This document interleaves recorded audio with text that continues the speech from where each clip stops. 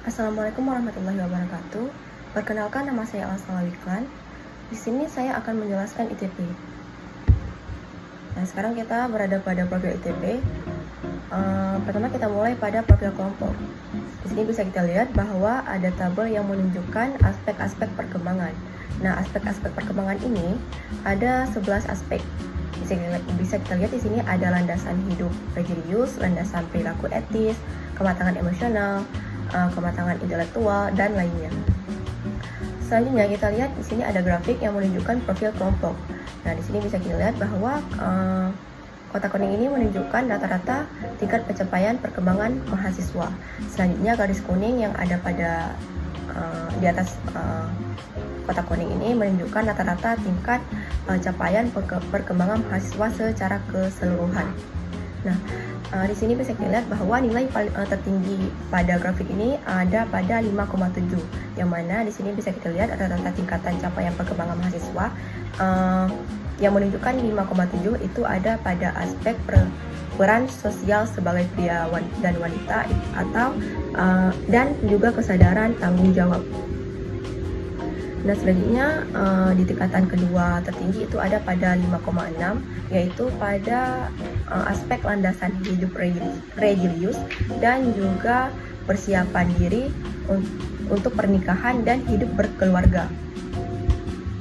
Di sini bisa kita lihat bahwa grafik dengan nilai 5,7 itu melewati garis kuning yang menandakan rata-rata tingkatan capaian perkembangan mahasiswa secara keseluruhan, dan juga nilai 5,6 itu juga melewati garis dari rata-rata tingkat capaian perkembangan mahasiswa.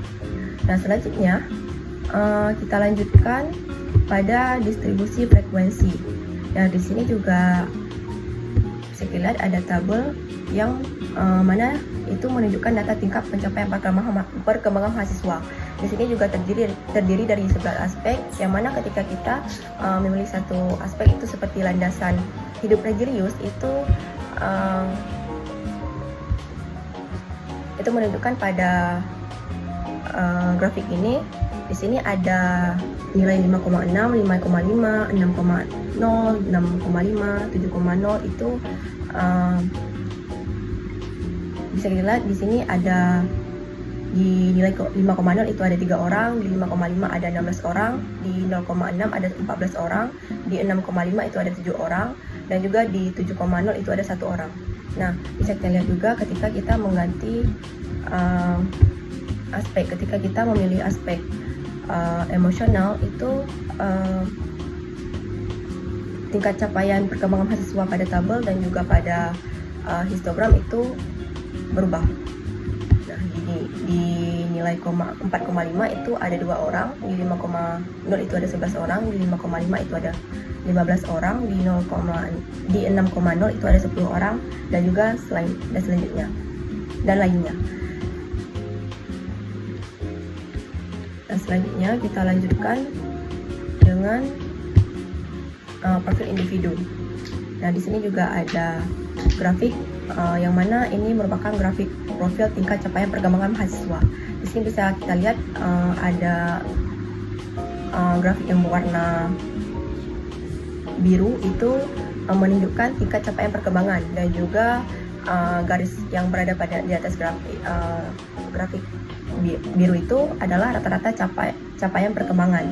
Nah, di sini bisa kita lihat ada nomor urut, nama mahasiswa, dan juga jenis kelamin. Nah, ini contohnya ketika kita mencari data mahasiswa, contoh kita mencari dengan nama Rahma Daifira. Nah, bisa kita lihat grafiknya ikut mengikuti pencapaian dari perkembangan mahasiswa. Di sini juga bisa kita lihat bahwa ada aspek perkembangan yang mana pada landasan hidup religius itu di jumlah skor dari Rahma Daifira itu menunjukkan ada 34, di tingkat capaian perkembangan itu menunjukkan nilai 5,7, dan rata-rata capaian perkembangan itu menunjukkan nilai 5,2. Contoh selanjutnya itu seperti kita mengganti nama mahasiswa dengan Nisaul Aula. Nah, bisa kita lihat di sini ketika kita mengganti nama mahasiswa itu grafiknya ikut berubah. Dan kita lihat di sini aspek perkembangan itu seperti jumlah skor, tingkat pencapaian perkembangan, dan rata-rata capaian perkembangan itu ikut berubah sesuai dengan pencapaian mahasiswa tersebut. Selanjutnya kita lanjutkan dengan distribusi frekuensi individu. Nah, di sini kita lihat bahwa ada kotak yang berwarna kuning itu menunjukkan nilai tertinggi, dan juga ada kotak yang berwarna biru itu menunjukkan nilai terendah. Di sini bisa kita lihat ketika kita melihat data mahasiswa itu dengan nama Devira, itu bisa kita lihat di sini ada kotak berwarna kuning dan juga kotak berwarna biru. Untuk melihat lebih jelas itu bisa kita lihat di histogram ini. Di nilai Devira yang 4 itu ada 19 butir, di skor 5 itu ada 17 butir, di skor 6 itu ada 15 butir, di skor 7 itu ada 15 butir. Contoh selanjutnya bisa kita lihat ketika kita mengganti nama mahasiswa. Contohnya ketika saya mengganti nama mahasiswa menjadi Trimakvira. Ketika mengganti nama mahasiswa itu skornya ikut berubah, itu memperlihatkan skor rendah dan juga skor tinggi. Nah, bisa kita lihat di histogram ini juga ikut berubah sesuai dengan pencapaian mahasiswa tersebut. Menunjukkan di skor 4 ini ada 21 butir, di skor 5 itu ada 21 butir, di skor 6 itu ada 11 butir, di skor 7 itu ada 13 butir. Hanya itu saja yang dapat saya sampaikan. Selanjutnya saya tutup.